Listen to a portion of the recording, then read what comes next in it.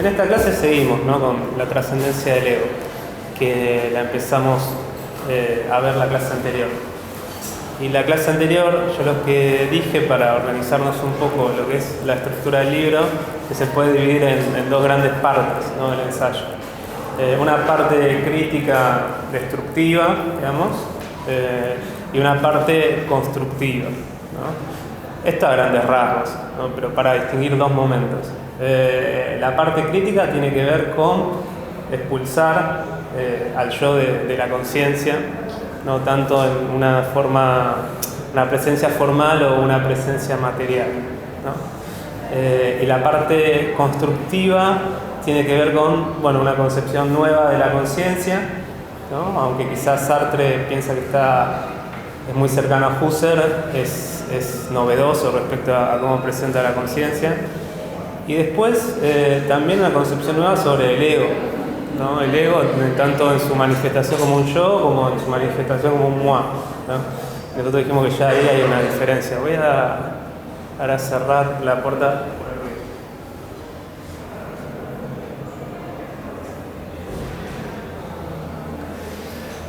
Bien. Y habíamos empezado con el tema de la crítica al yo formal, ¿no? Y ahí dijimos que el principal contrincante era Husserl, ¿no? El Husserl de Ideas 1 en especial, el de 1913, donde aparece en su filosofía este concepto de yo trascendental, que es este polo de toda vivencia que según Sartre tiene la función de unificar a la conciencia, ¿no?, en ese flujo que son las conciencias, ¿no?, que es múltiple, que se da en el tiempo. Bueno, lo que tienen cada una de las vivencias es una referencia a un yo, que es un polo subjetivo. Ese yo es meramente formal, está completamente vacío de contenidos.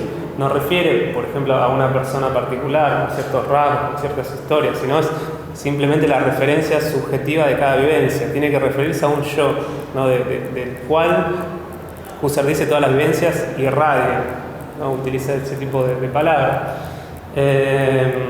Bueno, ese yo trascendental, según Sartre, tiene esta función de unificar la conciencia a lo largo del tiempo y también individualizarla, ¿no?, para que esa conciencia sea mi conciencia, ¿no? Y en eso mi conciencia es diferente a la conciencia de Pedro, ¿no?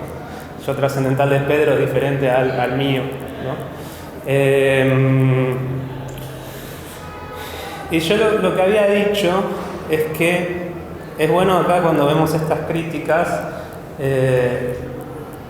ver que Sartre distingue distintos periodos de la fenomenología de Husserl, ¿no?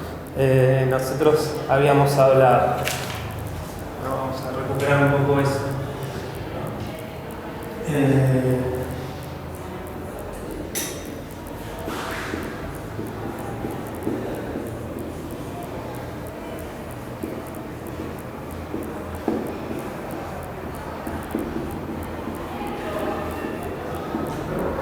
Si lo ponemos en cronológico, en orden cronológico, el primer periodo es el de investigaciones lógicas, según Sartre, ¿no? Esto es 1900, 1901, donde no hay un yo trascendental,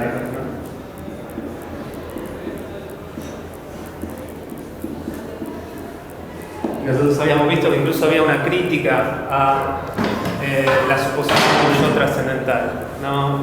Husserl, respecto a la filosofía de Nator, habla de que no es necesario un yo trascendental. No que no es necesario, eso sería confundir lo que dice Sartre, sino que en la fenomenología no se puede postular tal elemento, sería como un presupuesto metafísico, porque no se puede tener una intuición de ese yo trascendental. No es el problema que tiene Husserl en este momento, ¿no? Este yo trascendental está supuesto en todas las vivencias, ¿no? Sartre habla mucho sería como la percepción trascendental de Kant, pero realizada, como un hecho, no como una condición de derecho. Por eso ese movimiento que hace Sartre de distinguir digamos, en la filosofía trascendental crítica de Kant, que lo que hace Kant es, digamos, exponer las condiciones de conocimiento para una conciencia, pero no habla de lo efectivamente real, no son meras condiciones, es como una distinción que juega un rol importante en la trascendencia del ego. Pero bueno, entonces... es que son fácticas y no teóricas. Tendría que ser, porque yo justo de Kant...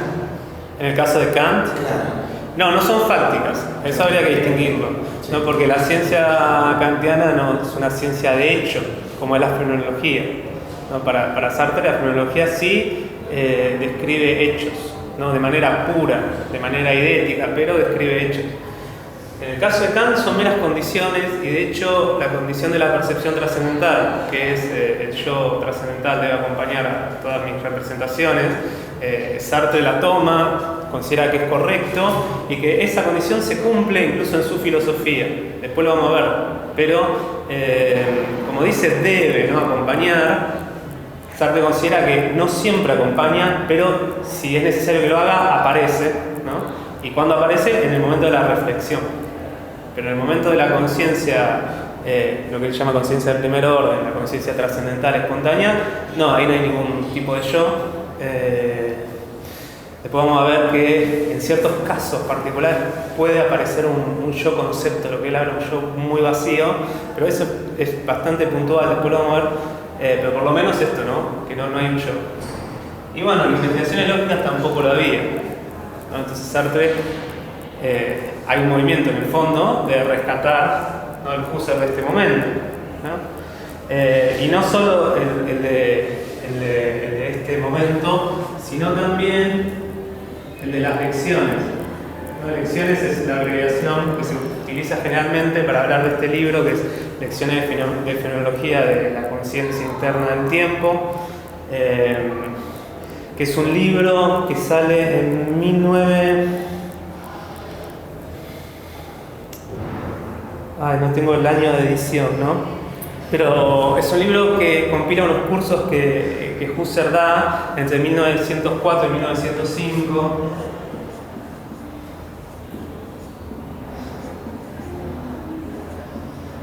No, a fines de los 20 se edita el libro, lo edita Heidegger, pero no me acuerdo exactamente.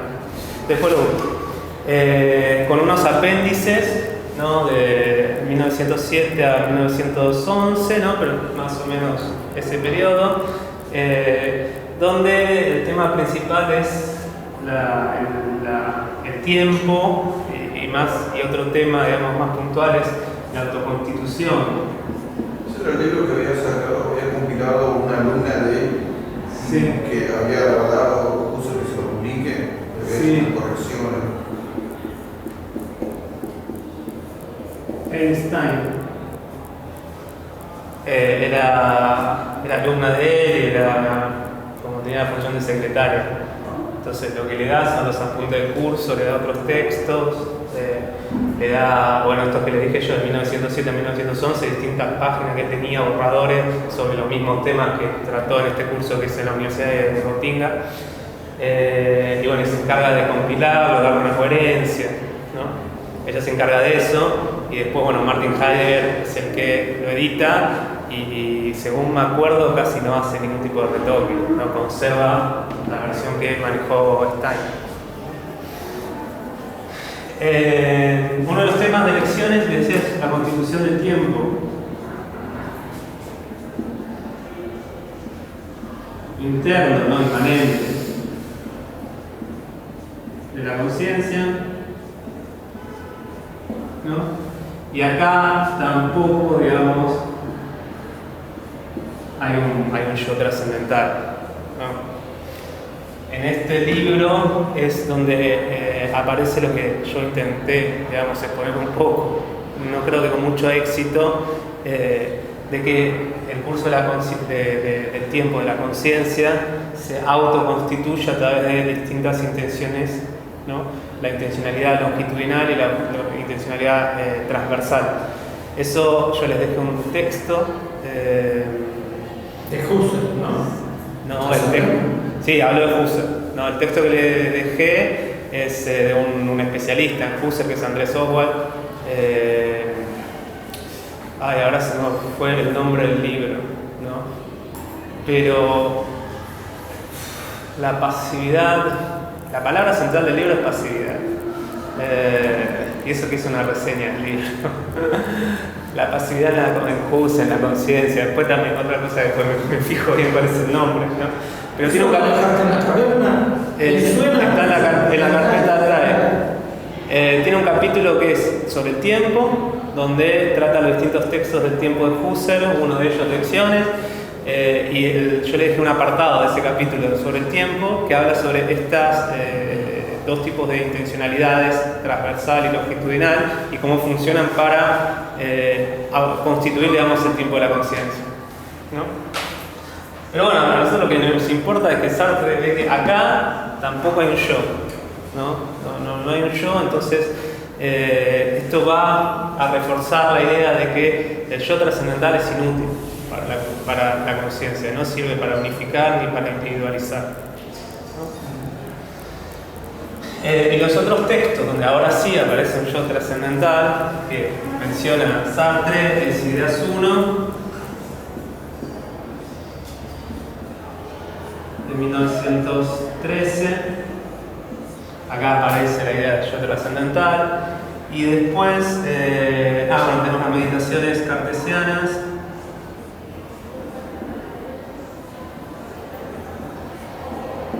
Se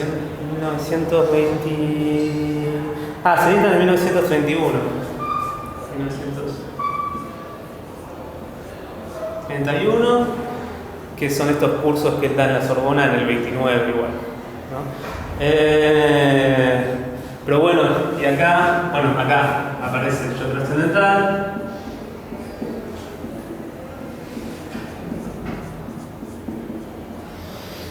Y acá se identifica el yo trascendental con una mónada. Esto también lo van a encontrar.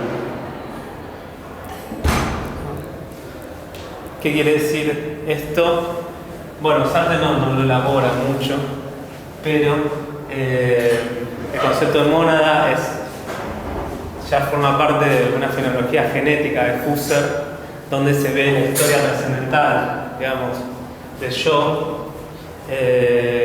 Y como cada yo tiene un pasado que lleva, ¿no? con la constitución de habitualidades, y es una forma particular de ver el mundo también, ¿no? Cada yo trascendental es una mónada. Esto yo había dicho, es un término que retoma de Leibniz, ¿no? Espera, que yo ahí me pierdo porque cada uno, ¿viste? No, igual acá no hace falta volverse loco, nada más. El yo trascendental tiene todos los yoes.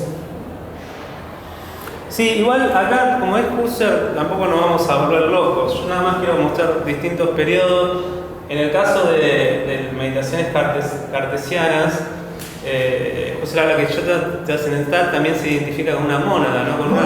Porque es un único. Porque es único, pero, tal cual. Cada conciencia es una perspectiva única, tiene su historia, tiene su formación, tiene su manera de ver el mundo, ¿no? Acá estás hablando de cada mónada individual, de cada individuo, o una mónada. Por ejemplo, Sartre habla que con el concepto de mónada, el yo trascendental se personifica, ¿no? Ya no hablamos más de este yo vacío. De hecho, la mónada es la idea de que el yo tiene un contenido, ¿no? Contenido que se va sedimentando a través de síntesis pasivas a lo largo de la historia. Bueno, esto ahora no nos interesa mucho. Pero este yo trascendental, que acá parecía como puro y vacío, ya en meditaciones cartesianas se muestra que tiene un contenido, tiene una historia, no son todos iguales. Y entonces Sartre dice, bueno, se personifica la conciencia, ¿no? Porque yo trascendental y mónada se identifican con la conciencia. ¿No? Ese es el problema que ve. ¿El problema? ¿Por qué el problema? Porque para él la conciencia va a ser anónima. No hay una persona ahí, no hay un individuo, ¿no? De hecho, la conciencia, acá en la trascendencia del ego, parece como no tener historia tampoco. Yo les había hablado de que hay como un enfoque instantanista, ¿se dice bien así? No sé cómo formar la palabra, ¿no? del instante, ¿no? Que la conciencia nada más se entiende, igual, no, aparte de las palabras se entiende. Hola, ¿cómo va? Preferiría evitar la palabra espontánea. Sí, no, igual está bien, ¿no? Pero porque espontáneo en Sartre denota otra cosa. Denota el estallar, el trascender. Está bien, sí, igual está bien, espontánea. Pero yo quiero una palabra que marque la cuestión temporal, ¿no? Que es como que nada más está en el instante, ¿no? Y él al final del ensayo habla de que... ¿Cómo? Perentorio. Perentorio. No sé si marca también. No, porque es perentorio. Que muere. Muere. Sí, que muere cara. Bueno, igual si queremos usar esa palabra, lo que ahora habla Sartre es que, bueno, esta espontaneidad de la conciencia es en cada instante crearse ex nihilo, digamos, exactamente lo que dice. Entonces uno podría imaginar que muere en cada instante. ¿No? Parece que cada instante muere y al siguiente se tiene que conservar, se tiene que recrear. Acá vemos como una resonancia con la descripción de Dios de Descartes en las meditaciones metafísicas, creo que es en meditaciones metafísicas. Habla de que Dios, bueno, crea y conserva el mundo, ¿no? Y lo crea a cada instante, ¿no? Lo vuelve a hacer para que lo mantiene, ¿no? Como si el mundo no se pudiera sostener por sí mismo. No necesita la creación divina que se repite cada instante. Bueno, parece que la conciencia pasa lo mismo. Digamos, ¿no? En cada instante se crea, ¿por qué? Porque es inmotivada, no tiene una causa, ¿no? La conciencia, otra cosa de la conciencia es que es causa sui. Y acá más que Descartes, la inspiración es Spinoza, ¿no? La sustancia de Spinoza.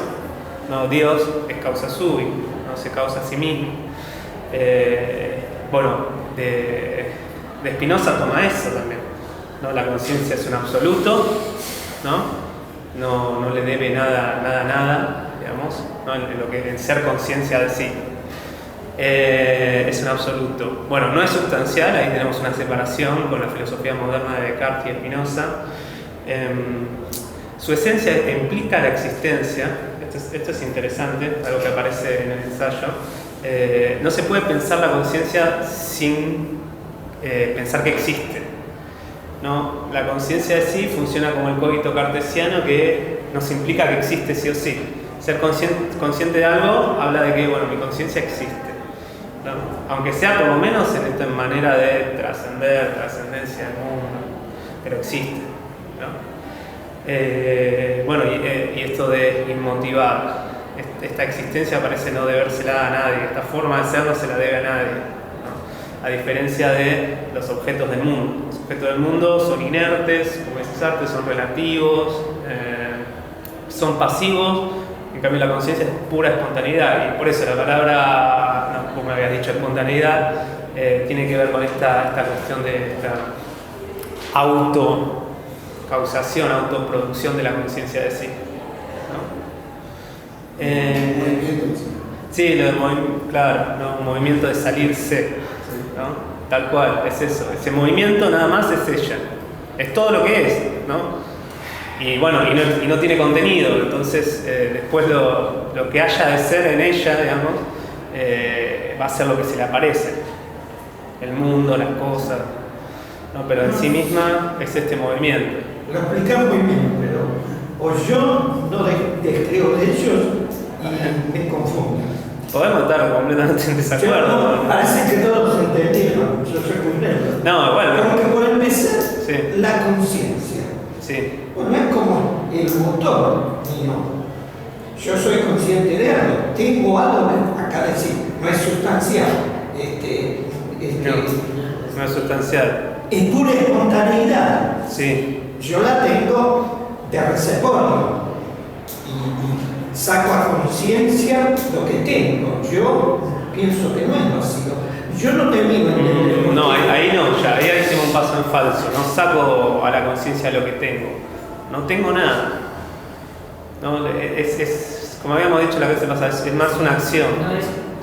No es nada en realidad. Y en cierta manera no es nada. Pero te quiero decir que yo no sé si, porque bueno, estaré muy influido influido con Kant, que toma otra cosa. Ahora, volver otra vez a leer la crítica de la razón pura, por ejemplo, y usan ciertos conceptos, ¿viste? Con el tema de Mónada, habría que remitirse a Leibniz otra vez.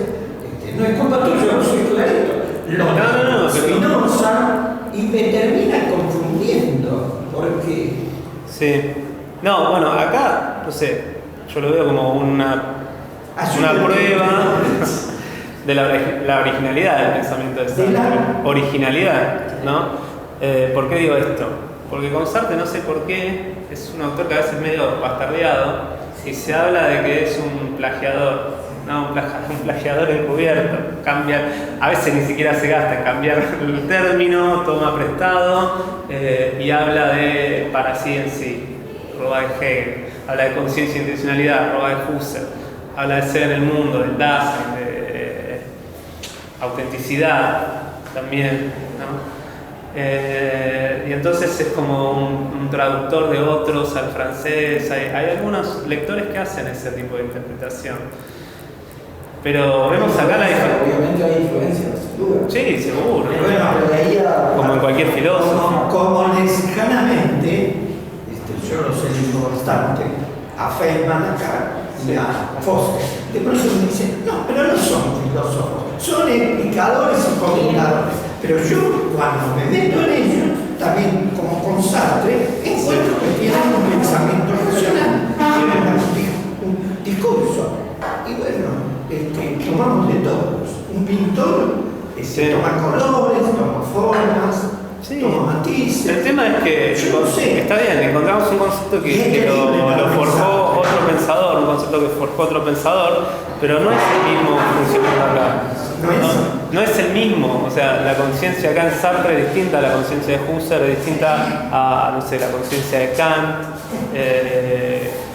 Entonces ahí vemos que es un concepto nuevo, aunque la palabra, el término sea el mismo, ¿no? Y acá lo que nos invita a pensar Sartre es esta idea de, bueno, ¿qué es esto de tener conciencia? En verdad, cuando habla de conciencia la utiliza como un sustantivo, hay un poco el lenguaje de traición, ¿no? Aunque Sartre no hizo un análisis muy detallado de cómo puede traicionar el lenguaje, pero sí esta cuestión de que lo que se describe es tener conciencia de qué es esto de tener conciencia de, ¿no? Es saber, porque en realidad ¿qué estamos usando? Conciencia. No, para Sartre no. Quiero decir, no, bueno, sí, etimológicamente puede significar eso. ¿Qué significa eso? Ok, pero la cuestión es que esta conciencia no se identifica con el conocimiento. Puede ser conocimiento, pero en su capa más primitiva, más originaria, no es conocimiento. El conocimiento implica ya algo más. Implica... Es una recepción. Ustedes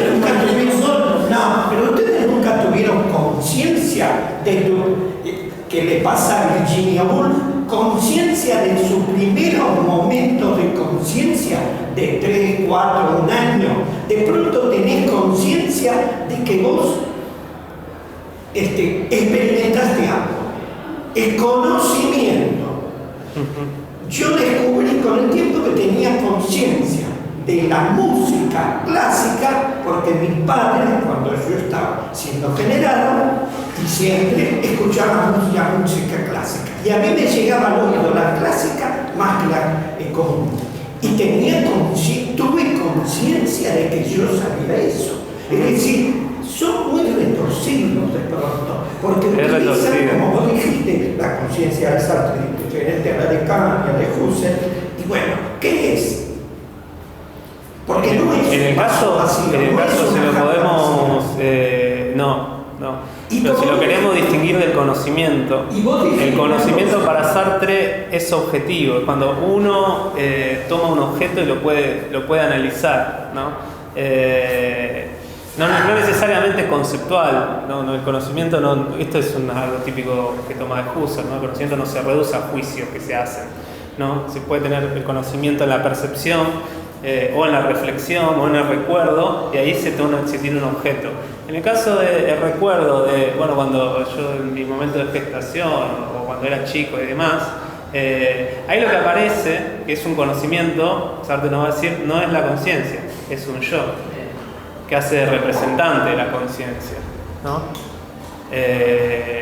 ¿Cómo definirías términos conocimiento, bueno, conciencia, que sería el aparato para entender? Ahí lo entiendo, que sería como en la computadora el arranque, pero tener conciencia es el primer movimiento para conocimiento, para saber, para sabiduría, para entendimiento, y eso es lo que nos termina confundiendo, los términos.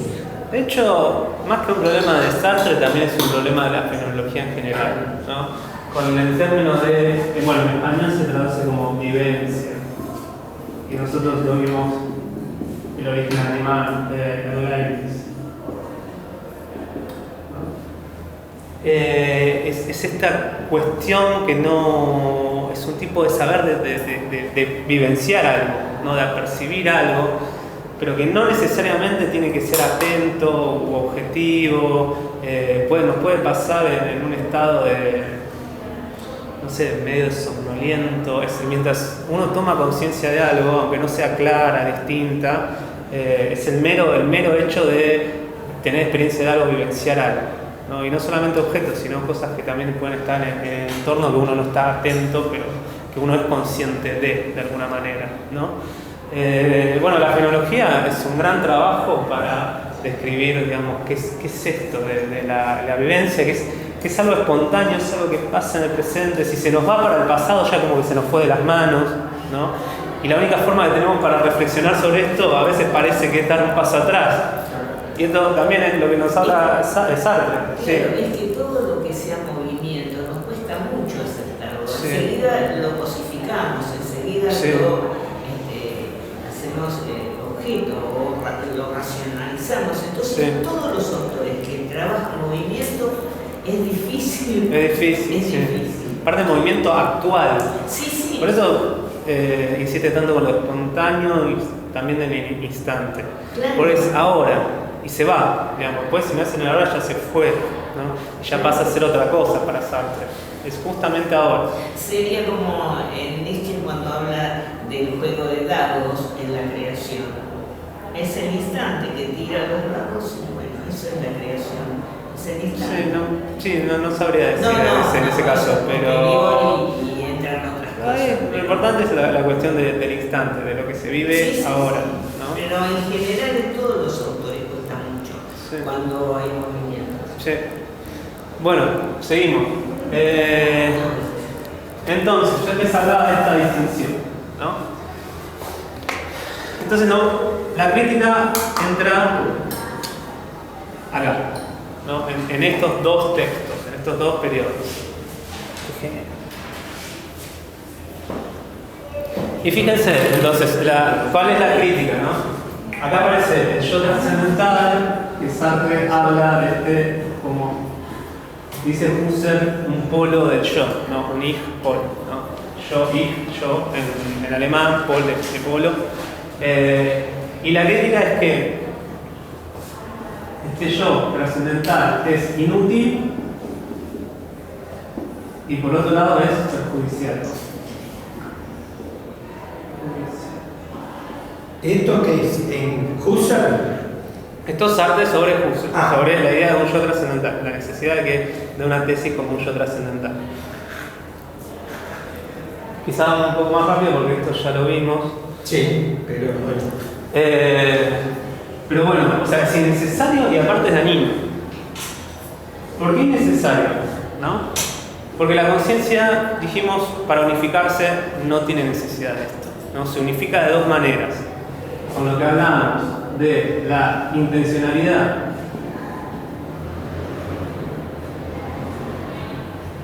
de objetos trascendentales, ¿no? Él habla de una verdad eterna que es el 2 más 2 es igual a 4, ¿no? Aunque yo esa verdad la aprendo, la capto en el tiempo y con distintas conciencias, y siempre el objeto sigue siendo el mismo, ¿no? Y esta unidad del objeto otorga una unidad a la conciencia también.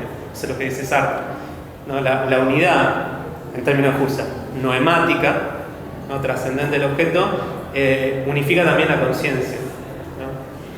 La G neumática, La unidad neumática. Por eso no hace falta un yo como unifique. No, claro. Acá no necesitamos un yo, ¿no? Del objeto trascendente. ¿No? Y por otro lado, ¿no? Lo que es la autoconstitución,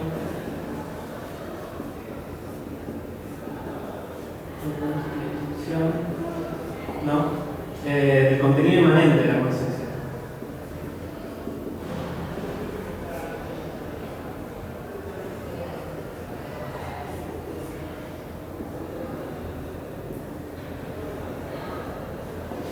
¿No?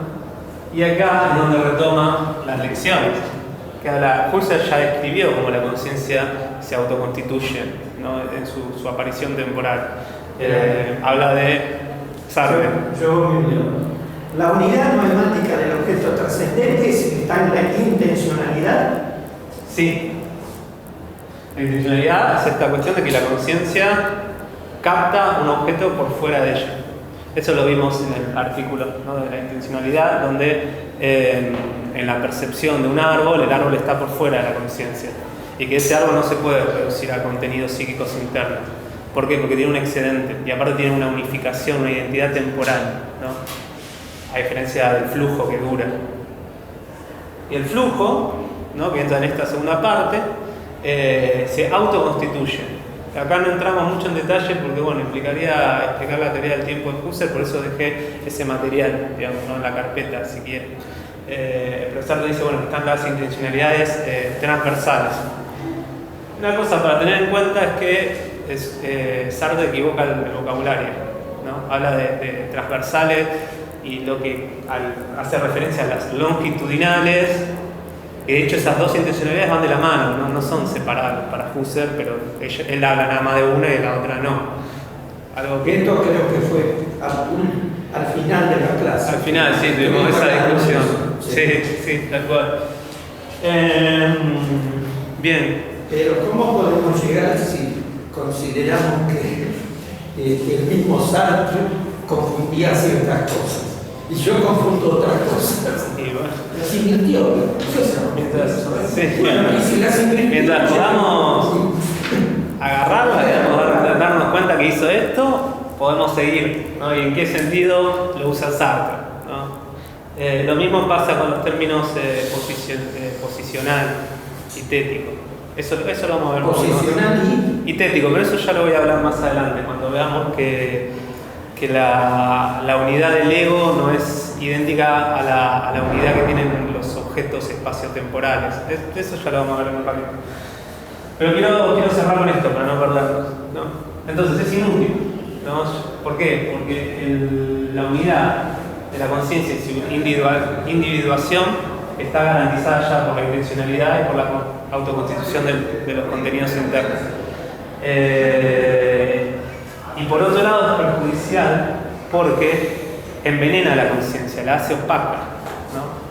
Habla de opacar la conciencia. No vamos a ver la conciencia trascendental, ¿no? Acuérdense que nosotros creo que hicimos un pequeño esquema, ¿no? Donde tenemos la conciencia trascendental, que nada más existe intencionando algo distinto a ello. No sé, en el caso del artículo que habíamos visto, un árbol, ¿no? Y ella se agota en esta acción, ¿no? Y esta acción también implica, y esto lo ponemos así, ¿no? ¿Cómo se dice? No, separado así. ¿Puntos? Bueno, así. Que es discontinuo. Sí, discontinuo, ¿no? Que es conciencia de sí, ¿no? Esto es La conciencia al mismo tiempo que es conciencia de otra cosa, es conciencia de sí, y esto es lo que nosotros llamamos la ley de existencia de la conciencia, es cómo existe la conciencia, ¿no? Estallando afuera de ella otra cosa, y al mismo tiempo sabiendo que ella es consciente de esa cosa. La palabra sabiendo, entre comillas, porque no es un conocimiento. Esto en la introducción de Cien a Nada machaca duro para que no nos equivoquemos. De hecho, el de, conciencia de sí, lo pone entre paréntesis para no confundir. No, la conciencia no toma un conocimiento objetivo de ella. No se pone a sí misma como objeto. No, solamente se sabe, saber también, entre comillas, que es consciente de otra cosa.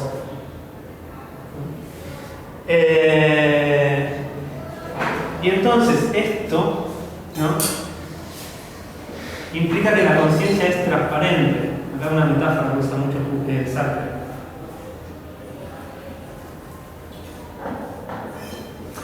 ¿No? Este hecho de que la conciencia no tiene... Y sin embargo, comparte la conciencia trascendente. Sí, un segundito que termino con una cosa. Esta metáfora de transparente, ¿no? Son distintas metáforas que usa Sartre para destacar esta cuestión de que la conciencia no es sustancial, no tiene un contenido, no es un continente, no podemos encontrar cosas dentro de ella. También en el Cien a Nada creo que es, ahora no me acuerdo bien, habla del silencio de la conciencia, ¿no? La conciencia es silencio, ¿no? Son metáforas interesantes, ¿no? Translúcida, o sea, lo atraviesa, queda, digamos, nada más reflejando lo que no es ella, y es silenciosa, ¿no? Eso respecto a una reflexión sobre el lenguaje, ¿no? El lenguaje pasa a ser como algo que es un poco difícil en la teoría del lenguaje en Sartre, pero es algo trascendente, ¿no? Y se identifica mucho con cómo analiza el cuerpo, él también. Pero bueno, no, me gusta nada más recuperar esto de silencio y de transparencia, ¿no? Pero ojo que transparente y... Es metáfora. No, ya sé, yo estoy estudiando también Hegel y tiene también vuelo poético, y el vuelo poético te lleva a cualquier cosa. Primero hablamos opaco. Hablamos, no me acuerdo si de translúcido. Opaco es lo que hace el yo, que nosotros hacemos el gesto de Husserl, vamos a poner de 1903, que es pensar que adentro de la conciencia existe un yo, como un habitante, ¿no? Esas fueron las palabras iniciales de la trascendencia del ego. Opacamos la conciencia, matamos esa acción que nosotros habíamos identificado como una espontaneidad, ¿no? Ya no es más espontánea, tiene algo que se le topa, digamos, y aparte supuestamente es ella, ¿no? Entonces habría una identificación perfecta ahí, y envenena la conciencia, ¿no? Los términos que usa Sartre son fuertes, son peyorativos también, ¿no? Envenenar no es filosófico, por empezar. Bueno, ya entendemos todo. Por eso, yo le escuché, tiene razón, María Rosa, pero ¿por qué? Porque todos los filósofos son lingüistas o inventan su propio lenguaje y nos confunden, porque es fácil usar metáforas. Hegel habla muy metafóricamente, el vuelo de la paloma, cualquier cosa, ¿viste? Y después terminas diciendo, pero este tipo está filosofando o está haciendo poesía. Tampoco es tan grande la distancia que hay entre las dos.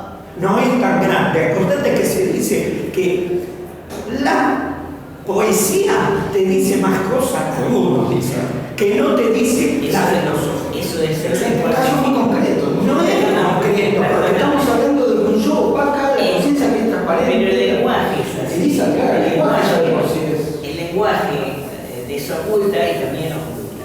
Ahí ves que te Polisémico, pero el lenguaje en general también, desde lo presocrático. Pero ¿cómo vamos a trabajar sin lenguaje? Sí, bueno, pero hablas con metáforas y vos aparentemente estás filosofando. No es culpa, lo tuyo es clarísimo, pero por eso nunca entré en Sartre totalmente, porque estudié en enseña nada. A ver, me acuerdo una anécdota que cuenta Simone de Beauvoir. Simone de Beauvoir, con una charla, me parece, con Merleau-Ponty. Está en la Escuela Normal Superior y se encuentra en la biblioteca. Y creo que el Castor estaba leyendo Proust o algo así. Y ella le habla de cómo la literatura puede servir para la filosofía, ¿no? De cómo no hay que tenerle miedo a la literatura. Y bueno, quizás lo podemos extender también a las metáforas. Las metáforas tienen un poder heurístico, nos pueden enseñar algo que quizá un lenguaje llano y simple, digamos, no podría. Pero bueno, igual es una reflexión muy válida que no solamente se hace en filosofía, lo que se llama filosofía continental, ¿no? También en filosofía de la ciencia, epistemología, filosofía analítica, se hace reflexión de cómo ciencias naturales, ciencias humanas, ¿no? Fuera de la filosofía, qué tan necesario es el recurso de metáforas, ¿no? Ahí me acuerdo de un artículo que hablaba sobre en el desarrollo cognitivo, la elasticidad del cerebro, ¿no? Cuando uno es chico, el cerebro es elástico, quiere decir aprende más fácil, no sé, otro idioma, ¿no? Bueno, ahí tenemos una metáfora que aparece en un texto científico y bueno, ¿por qué utilizarla? ¿Por qué no? Pero bueno, este debate lo dejamos fuera porque no tomaría nuestro tiempo, está bueno, pero tomaría nuestro tiempo, ¿no? Entonces, ¿no? Sartre de acá concluye que el yo trascendental no forma parte de la conciencia e incluso se da como se dan los objetos trascendentes, ¿no?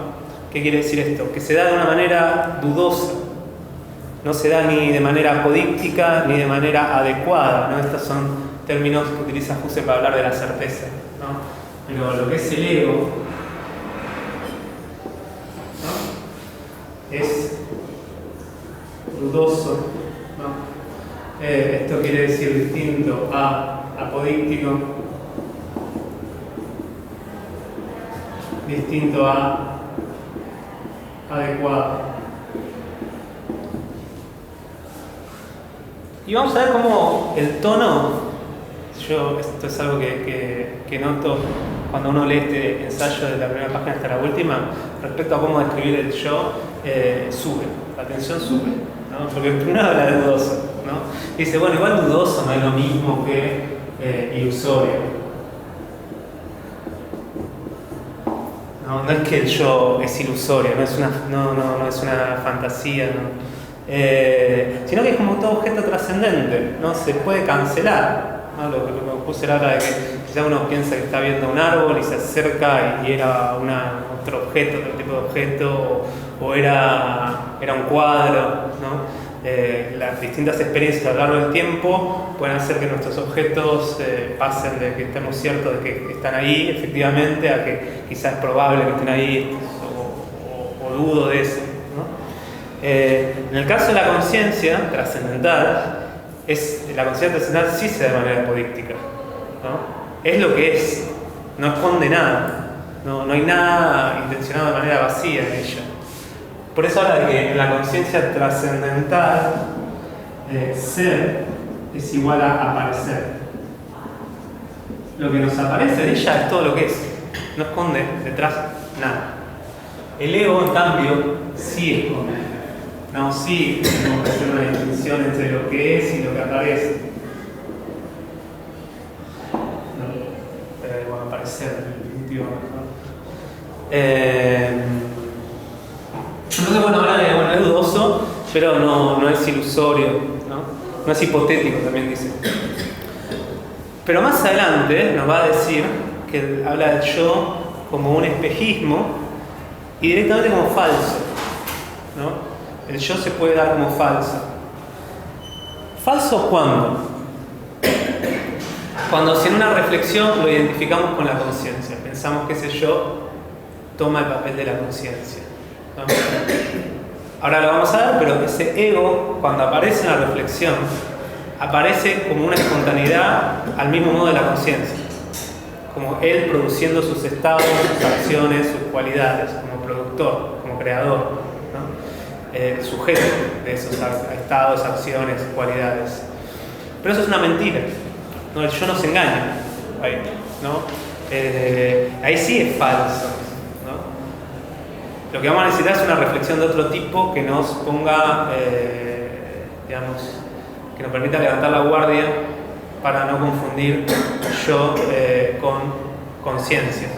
Y ahí vamos a ver que es al final del libro aparecen muchas cuestiones morales, ¿no? Y cuestiones metafísicas respecto a esta descripción del yo, ¿no? Porque la espontaneidad de la conciencia, que antes habíamos hablado nada más de este estallar, este trascender, Sartre acá ya la identifica con la libertad, ¿no? La conciencia tiene un poder infinito, tiene cierta infinitud, a diferencia del yo, a diferencia del objeto del mundo, ¿no? Entonces, una reflexión que confunde el yo con la conciencia va a ser lo que se llama una reflexión impura o cómplice, y una reflexión que hace la distinción y sabe que el yo es un objeto constituido por la conciencia y es trascendente, es una reflexión pura, ¿no? Y esto que nace acá después va a ir modificándose a lo largo de la obra de Sartre, ¿no? Y en cuestiones morales va a volver a aparecer y se va a distinguir y se va a conectar con los términos de autenticidad, de mala fe, va a aparecer en los cuadernos para una moral, en el ser y la nada, ¿no? Esta cuestión de una reflexión que nos permita entender cómo somos, qué somos en verdad, ¿no? Y entender cómo somos, entender la libertad y entender la responsabilidad. Acá, fíjense, lo que era la crítica a Husserl, y después, ahora vamos a ver cómo se constituye el ego. Hasta cierto punto parece que, bueno, es una cuestión, no sé si decirlo así, pero meramente nociológica, ¿no? Cómo aparece el ego a la conciencia, cómo la conciencia tiene conciencia del mundo, etc., ¿no? Y después vemos que muchos especialistas identifican como tesis de trasfondo en el pensamiento de Sartre, ¿no? Que motivan su visión sobre el ego y la conciencia, ¿no? El tema de la libertad, el tema de la facticidad, el tema que nosotros habíamos hablado de que la conciencia trascendental se aprisiona en la conciencia empírica, ¿no? Bien, entonces, y bueno, lo que pasamos muy de largo, pero vamos a hablarlo, ¿no? Es la crítica a las teorías del ego material, ¿no? La Rochefoucauld.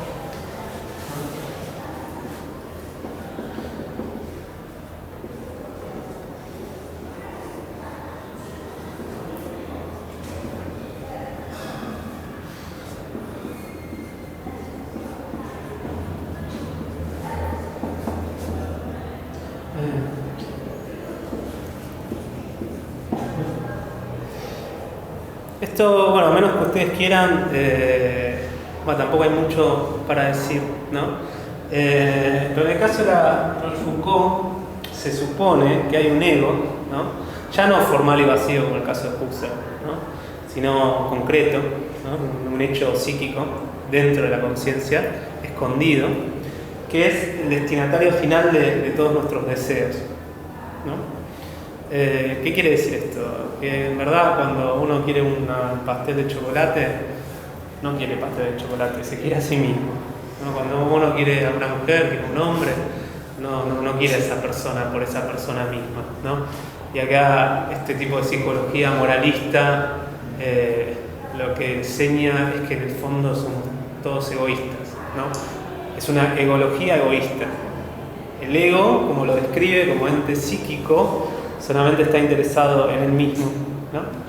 Y lo que es interesante es que este ego que está escondido, ¿no?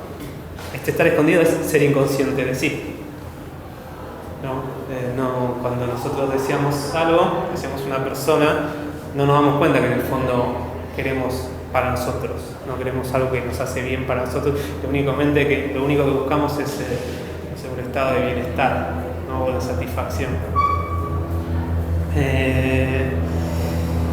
Y lo que dice Sartre respecto a la Rochefoucauld y este tipo de psicologías, y acá asoma Freud, ¿no? El psicoanálisis, es que confunden, ¿no? Lo que es cuestiones de la conciencia reflexiva con cuestiones de la conciencia irreflexiva, ¿no? Este yo material es el que aparece cuando uno hace un acto de reflexión, ¿no?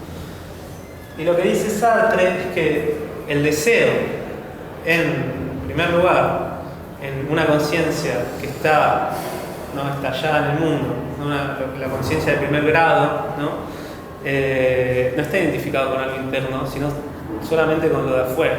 ¿Se acuerdan que hablaba de la máscara japonesa en el artículo de la intencionalidad? Que decía, lo terrorífico, ¿no?, es una cualidad objetiva de la máscara japonesa, no de un miedo mío, un estado mío y después que yo le atribuyo algo a ese objeto, ¿no?, sino que está todo en la máscara japonesa, ¿no? Entonces, esto que nos decía, pero ya lo dijiste el otro día, pero no. Sí, sí. ¿Lo de la máscara? Sí. Sartre mismo. En el artículo que habíamos leído. Los artísticos están engolosinados Occidente con los japoneses. Derrida trabaja mucho ese tema. La luz y la sombra, lo que cree ver, oriental de la India y de... Sí, vos habías dicho, ¿no?, que sí. El movimiento surrealista, ¿no?, las vanguardias, claro, de la época estaban muy interesados en estos objetos culturales. Iban a Japón, iban a Oriente. Sí, y traían... no recuerdo si era parte de Vidal, mismo Deleuze. No sé si André Breton tenía el departamento lleno de objetos. Creo haber alguna vez escuchado algo leído. No lo critico, sino que me atomizan, me hacen confundir. Y teorías del ego material de Rochefoucauld. Yo, si bien lo veía pasar, ¿de qué época es? La Rochefoucauld, sí. siglo XVII, siglo XVIII, ¿no? Lo había anotado yo en algún lado. Si no lo tenés, no te preocupes, pero... Sí, ahora lo busco. En alguna de mis hojas lo anoté para tenerlo. Que es el que tiene... Pero no es contemporáneo a Sartre y la verdad que es uno de los pensadores que nombra más alejados, ¿no?, de su tiempo. ¿Y cómo lo relacionas con que hay relación? ¿Por qué? Con las teorías de Freud, conciencia reflexiva y reflexiva, a Rochefoucauld. Sí. Claro, que el otro día hablábamos que se la agarra con Rochefoucauld, que no es una falacia. Que la clase anterior salió el tema que era una falacia, porque era desestimarlo a Rochefoucauld, pero en realidad agarrar el psicoanálisis y pegarlo. Sí, me acordé. Sí, hablamos con Juan, que es un estilo de falacia del muñeco de paja. Crear muñeco, es un tipo de falacia en lógica, que se llama la falacia del muñeco de paja, o de espantapájaro, no sé. Que es que crearse un adversario, igual no es estrictamente esto, pero bueno, la falacia es así, ¿no? Uno crea un adversario, digamos, habla, yo estoy en contra de los idealistas, y habla de cómo sería un idealista. El tema es que no hay ningún representante de ese idealismo que uno cree. No, en verdad es una caricatura simple para criticarlo de manera más fácil, ¿no? No sé, en vez de discutir a una persona directamente, discutís una representación de su pensamiento caricaturizado, digamos, ¿no? En este caso no sería eso, ahora que lo pienso, porque la Rochefoucauld fue una persona, digamos, y él retoma su teoría tal cual, pero lo que decíamos es que apuntando a él, disparaba a Freud, ¿no? ¿Y por qué? ¿Con qué lo conectamos? Directamente yo diría con la cuestión del inconsciente. Entonces, en este ensayo hay una referencia a Freud también. Después más adelante, si quieren, la vemos, muy muy cortita, ¿no? Pero el gran problema es el inconsciente. Fíjense, porque va completamente en contramano con cómo Sartre presentó a la conciencia en el artículo de la intencionalidad y acá, ¿no? La conciencia es ser consciente de, no puede haber nada más, digamos, ¿no? Si no es consciente de, no es algo, que queda por fuera.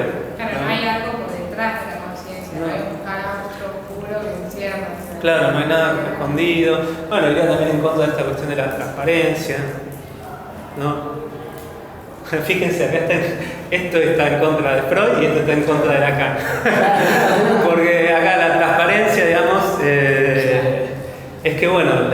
conciencia está, pensemos en Freud, ¿no? La psiquis está dividida en distintas partes, ¿no? Y hay un topos que es inconsciente, ¿no? Entonces no es transparente. Y en el caso de Lacan, bueno, está atravesada por el significante, por el lenguaje. Entonces tampoco es silenciosa, habla, ¿no? Habla de manera, no por lo menos de la manera voluntaria, no de actos voluntarios, ¿no? Sino que habla, digamos, toda la construcción de esa persona, así que esa persona a través de su ingreso en un mundo con signos, un mundo significado. Es una terapia magnífica y muy barata la de Sartre. Sí. Liberadora, ¿no? Seguro. Bueno, ahí entramos en otro problema que nos saca del tema, pero no está mal hablar. Porque él elabora un psicoanálisis, que es el psicoanálisis existencial, que aparece en El ser y la nada. Y acá podemos discutir, pero el tema es cuál es la finalidad de ese tipo de psicoanálisis, ¿no?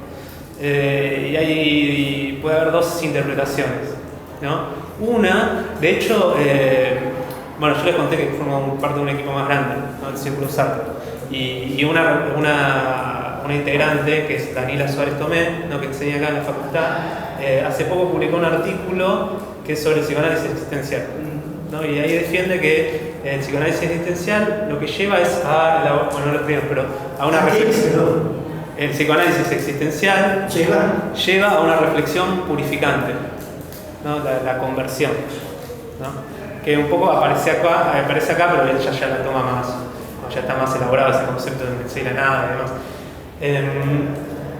Pero se puede tener otra interpretación sobre el psicoanálisis existencial, cuya finalidad no es llevar a la reflexión purificante. Uno no hace, de hecho el psicoanálisis existencial no es algo que se hace en una terapia, en una entrevista, ¿no? De hecho los ejemplos que tenemos de Sartre, como puede ser el de Saint-Genet, el Baudelaire, el Flaubert, es que él analiza la vida de otra persona y el proyecto existencial de esa persona, y analiza toda su historia, de la infancia hasta su adultez, ¿no? Y esos ejemplos nos muestran, ¿no? Digamos, solamente Genet está vivo cuando él hace el psicoanálisis existencial, digamos, de él, y hace el Saint-Genet, y no hay ningún lado donde Sartre diga, bueno, mi propósito es cambiar a Genet, hacerlo más auténtico, sea responsable. No, describe, bueno, cómo fue Genet, qué parte de su vida fueron de mala fe, digamos, y después, bueno, la conversión, cómo a través de la literatura, digamos, toma como una actitud más comprometida con la época, ¿no? Pero bueno, no hay nada bueno, yo hago terapia para liberarme para curarme ahí no encontramos nada de eso, ¿no? Eso para el psicoanálisis de Sartre. ¿Para qué nos sirve? Y como toda la filosofía de Sartre, para saber que somos una pasión inútil, para caer en el pesimismo, ¿no? No, pero bueno, eso para hablar de la cuestión del psicoanálisis. Pero bueno, volvamos a una cuestión más simple. La de Rochefoucauld. Que es una buena ocasión que tiene Sartre para hablar del deseo, ¿no? Porque siendo la crítica a Rochefoucauld, que piensa que hay un amor propio, entonces todo deseo al final remite a sí mismo, ¿no? Es egoísta. Sartre dice, no, el deseo en su donación primaria no es egoísta porque no hay un yo, ¿no? De hecho es centrífugo. Ahora lo tomo. Tengo la conciencia trascendental, ¿no? Y tenemos una persona sin género, es una persona. Y lo que es el sentimiento del amor, por ejemplo, no es que está dentro de la conciencia trascendental, sino que esa persona aparece como persona amada o amable, como decía la intencionalidad. Y el deseo tiene esta dirección, o bueno, él habla de centrífugo, ¿no? Tiene una dirección así, siempre para este lado, ¿no? Está todo volcado en el objeto. El objeto, la máscara, aparece como algo que temer, algo temible. el caso de esta persona aparece como alguien amable o alguien plausible de amar, ¿no? O que ama, o alguien odiable también, ¿no? Alguien que detesta, ¿no? Los deseos aparecen primero en este nivel. En ese sentido, hay varias características que le podemos poner al deseo, ¿no? Este es el deseo.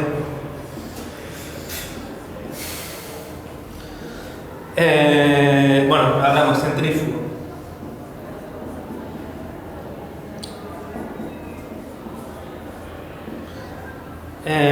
Impersonal y trascendente.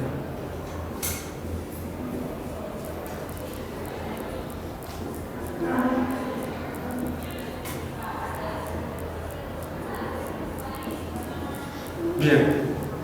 ¿Por qué impersonal? Porque a este nivel no hay un yo.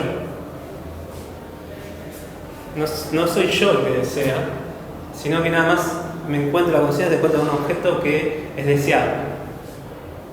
Esto es muy interesante porque es este esfuerzo gigantesco que hace Sartre desde esta primera axioma que toma, que bueno, la conciencia no es nada y no tiene contenido. Entonces tampoco hay como un estado de deseo.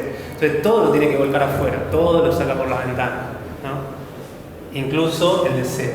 Digamos, esta cuestión, este fenómeno psíquico tiene que estar todo afuera, ¿no? Entonces es la persona la que me aparece con una cualidad, ¿no? Aparte de que tenga cualidades físicas, es alta, es linda, es fea, ¿no? Es inteligente, no sé. Tiene estas cualidades psíquicas, bueno, ser inteligente es una cualidad psíquica, pero tiene estas cualidades psíquicas de ser amable, ser odiable, ¿no? Se me aparece de esta manera. Y después en la reflexión, yo amo a esa persona, la reflexión hace que aparezca el yo. Y es el yo el que ama a esa persona, porque ese yo aparece como representante de la conciencia.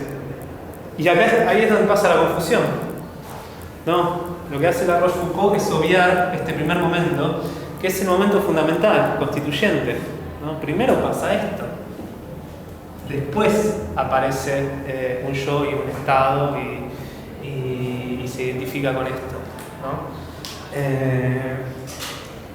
Nosotros vamos a ver. A ver. Sí, ¿se entiende? Bueno, nadie pregunta porque son todos sabios, yo soy el único que dice. Primero tenés un deseo y después descubrís que tenés un yo. ¿O se te forma a partir de eso? ¿O no entendí nada? No, sí, lo reformularía en algunas cosas quizá, ¿no?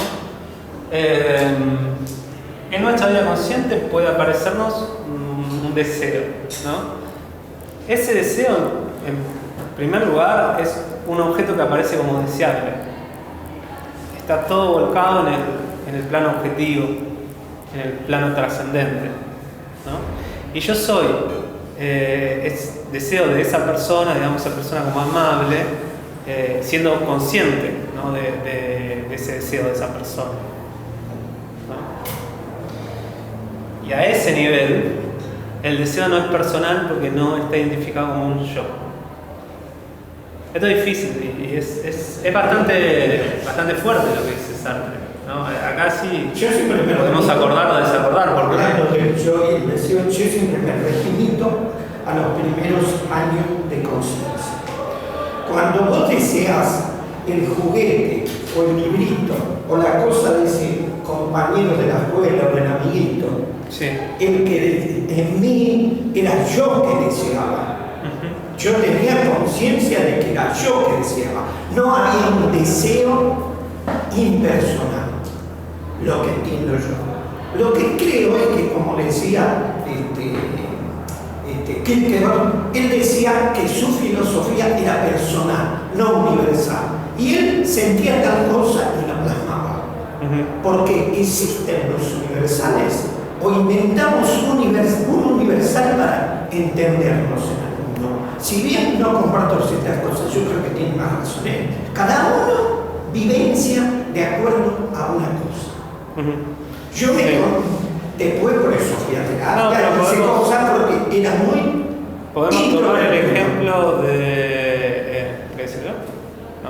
Sí, pero Sí, decirlo, después contestar las el cosas. esquema de relación sería que el objeto, el juguete de tu compañerito, tiene las cualidades para ser deseable, es decir, interpelan a tu subjetividad, por eso en este esquema. Pero yo no entendía entonces, porque primero actúa el deseo y después se plasma el yo. Aparte, el objeto tiene las cualidades propias, tiene ciertas cualidades. Tu conciencia las aprende y después la afirmación es yo deseo, yo amo, es decir, que ahí aparece el yo. Pero es un movimiento a partir, claro. Esto también, Deleuze trabaja muchísimo este tipo de cosas de otra manera. Yo no estoy totalmente de acuerdo. La primera vivencia, yo entendía que yo sabía que quería eso y me decía no, porque es caro, o no, porque es del otro chico. O sea, eso pasa mucho después. No, ¿qué mucho después? Lo primero es el reflejo de la conciencia de lo que No sé, eso es lo que dice Sartre. creo, bueno, Sartre puede decir y Kierkegaard dice una cosa.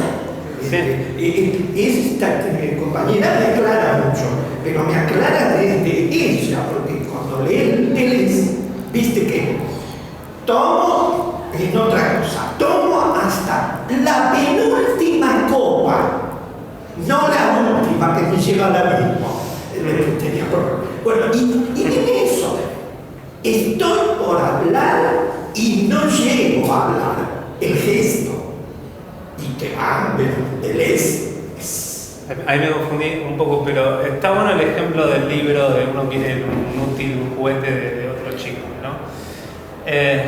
Si lo queremos ver nada más desde la perspectiva de Sartre, esta cuestión de lo primero que se me aparece es ese libro, yo percibo ese libro, y ese libro tiene ciertas cualidades, ¿no? El juguete, no sé, es articulado, es caro, mi mamá no me lo va a poder comprar nunca, no, y entiendo que y entonces aparece esta cualidad de lo quiero, ¿no? Es deseable, ¿no? Yo quiero acercarme y llevármelo y robármelo. Según Sartre, a ese nivel no hay un yo, yo no estoy pensando en mí mismo, ni siquiera hay un yo escondido de manera inconsciente. Está ese objeto que tiene este poder de atracción, digamos, esta descripción del deseo centrífugo también tiene que ver con eso, ¿no? Me atrae porque yo lo quiero agarrar, y parece que esa fuerza imantada viene del objeto, no viene de un estado, no es que yo estoy enamorado y por eso esa persona de repente, digamos, quiero atraerla, digamos, sino que la persona primero aparece como esta persona amada, ¿no? Y después, en un segundo momento, que puede pasar en la infancia, digamos, mientras haya una conciencia, no sé, lúcida, no sé tanto en el caso del bebé o infantes muy chiquitos, pero cuando somos capaces de reflexionar, ahí vemos que era yo el que deseaba ese objeto. Y ahí aparece ese yo, no aparece el ego. Pero ese ego no existía cuando apareció por primera vez el objeto de la conciencia. O sea, yo tuve conciencia de ese objeto y de conciencia de sí, sin necesidad de un ego. Lo que pasa es que, como había dicho Sartre con Kant, ¿no? La percepción trascendental, que es una condición, se puede cumplir. El yo debe acompañar todas las representaciones. Cualquier representación que yo tenga, cualquier conciencia de algo que tenga, en cualquier momento soy capaz de hacer una reflexión. Y cuando hago la reflexión, aparece el ego. Según Sartre, puede haber conciencias a las cuales yo nunca reflexioné, ¿no? De hecho, puede aparecer vivencias donde nunca apareció un yo y nunca va a aparecer porque nunca me tomé esta acción de reflexionar sobre. Pero en el caso de que lo haga y dé un paso atrás, ¿no? Y entonces ahí hay una decisión, porque tenemos un yo reflexionante y un yo reflexionado, ¿no? En ese caso, el yo aparece como el objeto trascendente, el correlato de la reflexión, ¿no? Una cosa que es interesante, que viene bien también, es que esta teoría de la conciencia para Sartre nos evita en la cuestión de de la autopercatación, ¿no? El problema de la autoconciencia, cómo somos autoconscientes de nosotros, el regreso al infinito, ¿no? Porque yo tengo una conciencia de algo, un objeto. Esta es una conciencia 1, ¿no? Una percepción. Yo percibo el juguete. El tema es que, bueno, obviamente yo soy consciente de ese juguete, lo veo, pero también soy consciente de mí mismo. ¿Cómo explicamos esa conciencia de mí mismo? ¿No? Pues él habla de que, bueno, es a través de la intencionalidad que aprendemos algo, ¿no? El tema es que una posible solución es considerar que hay un segundo acto reflexivo que pone a la conciencia como objeto, ¿no? Y Sartre dice, bueno, pero en el caso de la reflexión ya no tenemos una sola conciencia, sino que tenemos dos, ¿no? La conciencia 1 pasa a ser la conciencia reflexionada, y en este proceso tenemos una conciencia 2, que es la conciencia reflexionante, ¿no? La que hace la acción de reflexionar sobre esta. Entonces me veo a mí mismo percibiendo al objeto. Yo percibo el juguete, ¿no? Primer nivel, yo veo el juguete. Segundo nivel, reflexivo, yo me veo a mí mismo viendo el juguete, ¿no? Y la pregunta de Sartre es, ¿cómo es consciente esta segunda conciencia? ¿No? Si esta primera gana la conciencia gracias a una segunda en la reflexión de la reflexionante, ¿cómo es esa primera y cómo es esa segunda? ¿No? Una posible solución es pensar un segundo acto reflexivo y una conciencia 3. Bueno, el motor inmóvil. ¿Y el motor inmóvil quién mueve el motor inmóvil? Es que acá porque no... antes del motor inmóvil hay alguien que hizo ese motor inmóvil que creíamos que era Dios. Sí. Y hay otro que mueve los hilos. Sí. Es una paradoja y es una aporía. Sí, pero es una falsa aporía para Sartre. Sartre. Es una falsa aporía.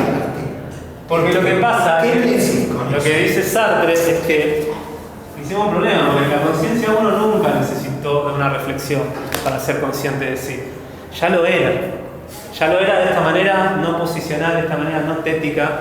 ¿Qué quiere decir esto? No considerándose como un objeto, no viéndose a sí misma, sino simplemente el vivenciar algo fuera de ella, distinto a ella, ¿no? Este mismo problema ya lo había visto Husserl en las lecciones, y de hecho eso es una de las razones de por qué el flujo de la conciencia se autoconstituye y no necesita de una instancia superior, ¿no? ¿Por qué? Porque un peligro es el regreso al infinito, un razonamiento por regreso al infinito. La conciencia 1 necesita una conciencia 2 que la reflexione, la conciencia 2 va a necesitar la conciencia 3 que la reflexione, etc., ¿no? Y bueno, y si bien traspasamos esto al deseo, ¿no? Pasa lo mismo, ¿no? La conciencia de primer grado es meramente conciencia de otra cosa y conciencia de sí, sin un yo, sin objetivarse, sin imaginarse como si fuese una cosa, ¿no? ¿Se entiende? Bien. Bueno, estos son los problemas que ve con la Rochefoucauld. Entonces, a ver, quizá podemos hacer la pausa ahora, ¿sí? Con esto cerraríamos la parte destructiva de la trascendencia del ego, ¿no? Descansamos un poco y después retomamos con lo que es la constitución del ego, ¿no? Cómo Sartre teoriza sobre qué es el ego y su parte activa, su parte pasiva, ¿no? El yo y el moi.